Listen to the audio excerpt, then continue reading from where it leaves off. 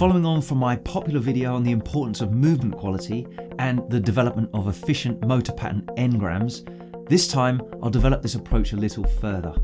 Once a motor pattern is correctly and reliably driven, then the focus is efficiency, reducing the energy cost and remaining reliable even when fatigued. I touched on this in the previous video when I explained that I prefer fighters to only use techniques they developed reliable motor patterns for in those fatiguing finishes at the end of a training session. This makes sure that you're not polluting a stored motor pattern engram with junk reps, and instead strongly reinforces the existing good motor pattern. And with this repetition comes efficiency, a vital component in the practice of a Thai boxer and one that the Nak Muay in Thailand have in spades. Repetition features highly in typical training in Thailand, and this beds in the desired motor pattern and teaches your body to make the movement more efficient. That's with improved coordination of the agonist muscles needed to drive the movement, and importantly, relaxation of the antagonist muscles to allow efficient movement, while other muscles need to fire to stabilize the joint system to transmit power and maintain your balance. This can be fast-tracked with supplemental strength and conditioning training if it's structured correctly, but the Thais achieve this through hours of repetition instead.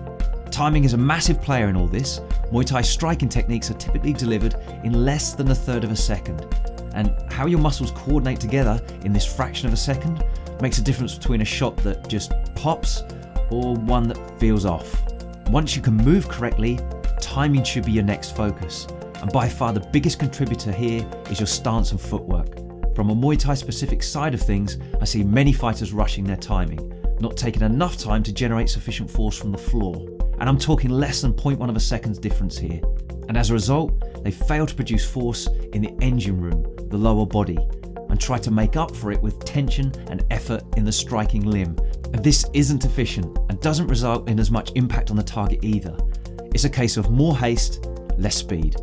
I'll go into more detail on this at another time, but for now, let me share with you some old but thought-provoking research by Filimonov in 1985 that will help you understand the importance of this ground focus. This study compared the punch performance of experienced boxers to more junior boxers. They specifically compared the relative contribution of arm extension, trunk rotation and rear leg extension to the punch. The better boxers generated the majority of their punch force from the rear leg, over 38%, and the least from the punching arm itself, only about 24%.